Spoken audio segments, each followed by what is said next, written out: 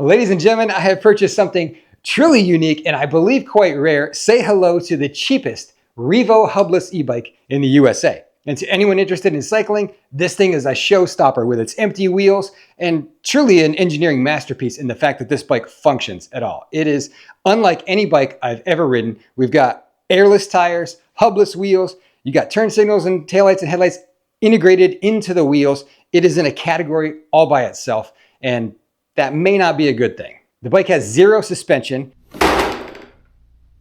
It's really loud in its operation. The brakes are terrible. The motor seems to have a mind of its own at times and will just take off. You can't use any of the bike's futuristic features without having the app, which doesn't seem to exist anymore, but man, is it cool looking. Now, I've seen Reevos in nice condition listed for between $2,000 and $3,000, but I was able to pick up this little gem locally for just 50 bucks. Yeah, you heard that right, 50 bucks. A bike that once retailed over $2,000, I got it for 50 bucks, making this the cheapest Reevo I've seen for sale in the United States. And although I think I got a great deal on this thing, there's reasons for that small price tag. It functions, kind of. Now, the company that made the Reevo seems to no longer be in business. And from what I understand, very few of these bikes actually got produced and sent out to customers. So I feel pretty fortunate that I was able to get my hands on one, especially at such an enormous discount. But let me give you the tour of my hubless hoopty and show you why it was so cheap, and then later we'll try to ride it. All right, folks, here's a better look at my hubless hoopty, the Reevo, and it truly does look like a bike from the future. And as I mentioned, I was able to pick this bike up locally here in North Carolina from a gentleman who just didn't seem to have much interest in this bike.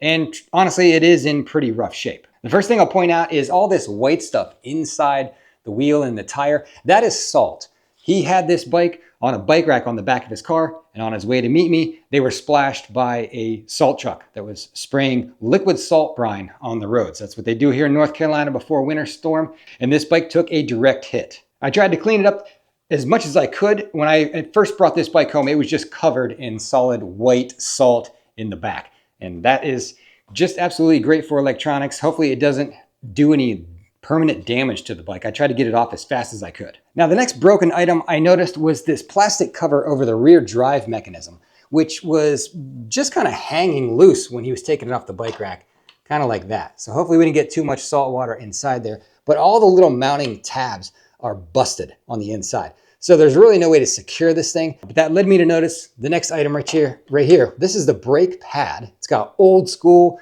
bicycle kind of scissor brakes, if that's what you call them. And this is missing the nut to hold the brake pad in place. There's some broken plastic here. There's some broken plastic on the front wheel. All the little screw holes are cracked. Not surprising, this thing is largely made out of just black ABS plastic. It looks awful. It's not even painted. It really kind of just looks like a prototype bike. I'm a little shocked that this is one that went out to a customer. You got this little round spyglass thing here, which has been pushed into the frame. So I'll have to get inside there and pop that back out. I'm not exactly sure what that is supposed to show you. It looks like there's a little circuit board behind there. I don't know, maybe it lights up. But those are just some of the little things, and there's definitely some more serious stuff going on. The next is, as he was taking it off the bike rack, I noticed the bike was on. All the lights were lit up here in the rear wheel. You've got LED lights in the back. They were all on, and I asked, is the bike on right now? And that's when he told me that there's really no on or off switch to this bike. He said when he wants to turn it on, you put the battery in and the bike is just on. And then if you want to turn the bike off, you just have to remove the battery. So definitely not ideal, but let's keep going. You've got a fingerprint scanner right here, which doesn't really seem to do anything anymore. It doesn't lock or unlock the bike. However, if you slide it to the left or right, the turn signals do still work. Let me throw the battery in it and I'll show you. All right, we'll lift up our battery compartment. If I can do this one-handed, we're gonna drop our battery down in here. All right, now the bike is just on. So let's see if the lights are lit. We've got the taillights going. The bike is on now and ready to function. It just comes on as soon as you slide the battery in. And if we flip the turn signals on, let's see if it works here. Yeah, there you go. We got functioning turn signals in it still, front and back. It looks like the front ones flash white, but kind of cool how the lights are in the wheel like that and they all still function. It's really neat. The plus or minus on this little cluster here, I'm assuming it's for pedal assist, but without a display screen, there's no way to know what assist level you would even be in. The This bike was designed to work with the Reevo app, which you download the app on your phone, pair it to the bike, and then you just click your cell phone in this phone mount here, and that serves as your display to give you all the information about the bike. However, the app no longer exists. I couldn't find it. The guy that sold it to me had the app on his phone, but said the app didn't even work. So at this point, I can't take advantage of any of the other features that this bike had. Now, I'm not sure if it's coming through on camera or not, but this bike is currently making a really high-pitched hum. I don't know if that's normal or not. I'm going to take the battery out so we can get rid of that noise. So I'm just going to pull the battery out. That's how I turn off the bike. It's a very small battery. You got a 48 volt, 10 amp hour battery pack. So I can't imagine you're getting very much mileage out of this on a range test. And I think that brings us to the most serious issue that this bike has, and that's with the drive system. Maybe I can give you a look at it. Let me just take this piece of plastic off of here. If I can wedge it out from under the brake without breaking it anymore. There we go. Now you can see kind of how this works. There's this big gear set that goes all around the diameter of the wheel, and then a smaller gear that drives it.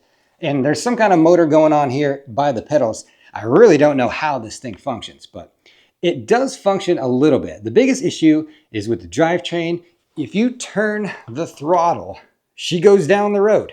She'll go down the road. Not a pleasant ride, but it does drive. But if you release the throttle, let the bike coast for a few feet, and then try to re-engage the throttle, the motor just makes a spinning noise. It's making a spinning noise down here by the pedals, and there's no drive function to it. It doesn't propel itself anymore. You have to let the bike come to a complete stop, and then if you hit the throttle again, it works again.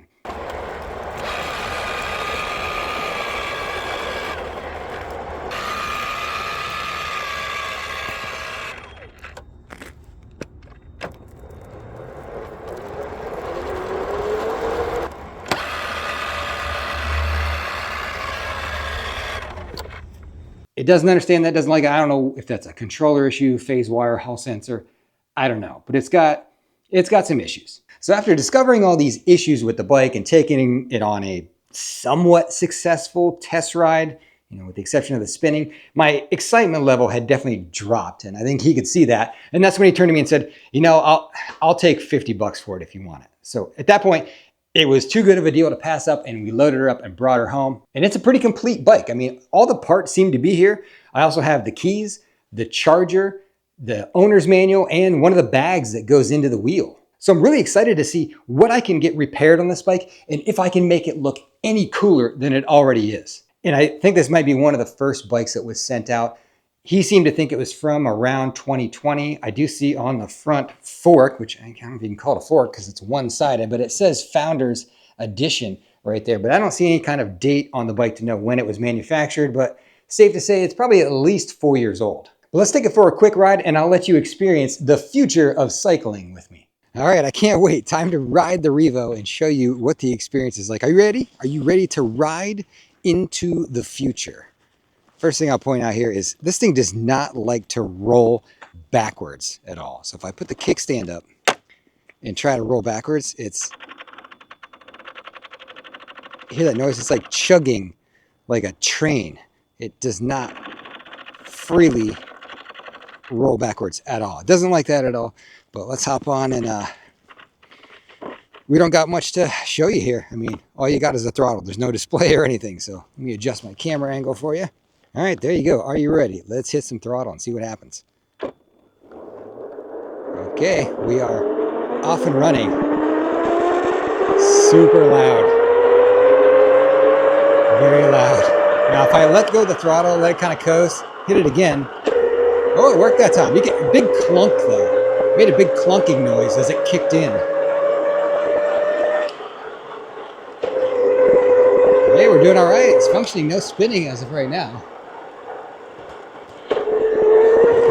But man, it's sluggish with the throttle. I mean, that's full throttle there.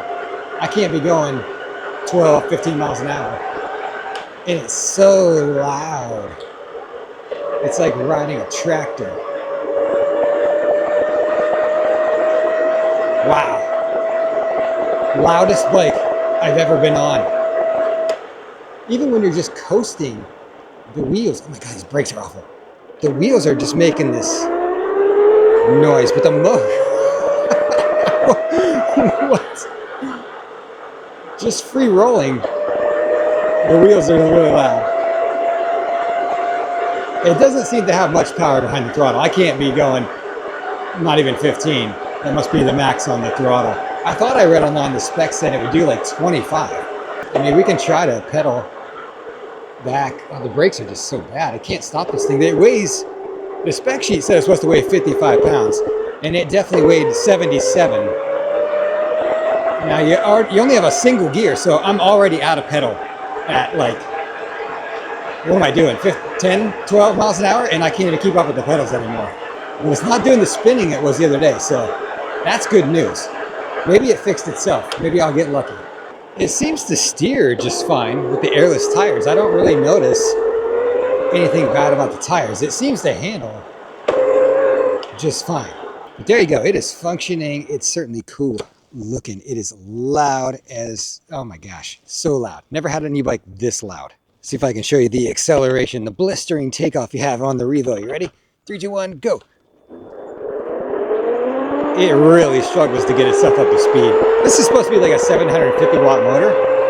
I don't know about that. How do you get this thing faster? Let me push the pedal assist button and keep pushing it to the highest level. I'm pedaling. I mean, it is faster when you pedal, but you just can't keep up.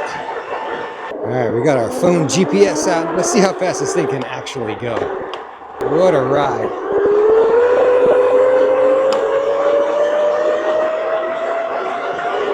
All right, there's 10, 11, 12, 13. I'm out of pedal, 14. That's it, 14. Pedal up, pedal assist up the whole way, I guess. Let's go, this is more downhill this way. Let's go this way. There's 13, 15, 16, 17. Pedal like crazy. 17. 17 miles an hour, the loudest 17 I've ever done. And emergency brake, ready? Barely came to a stop. Whew. Wow, what an experience. What an experience. How many of you want a Reevo?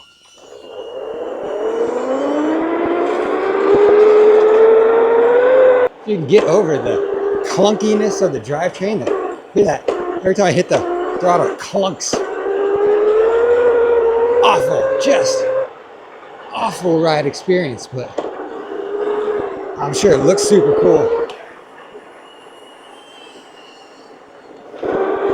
I'm surprised more of the plastics are broken, given how like every bump you hit, you just feel every part of it. Ugh.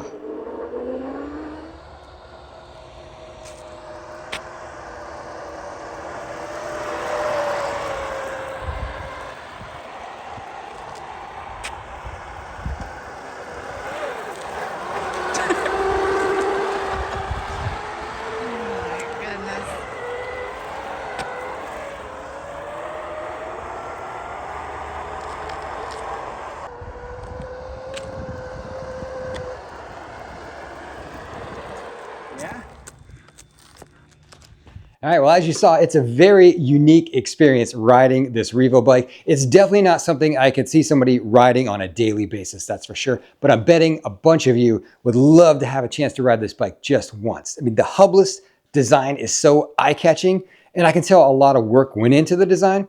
And it's just a shame that something so cool looking is also kind of awful in so many ways. But hopefully this won't be the last time you see the Reevo bike on my channel. Like I said, I hope to give it a bit of a makeover and keep it around in the garage as a bit of a collector's item, because let's face it, I think that's about all it is. And I didn't have any of the issues today with the motor spinning noise.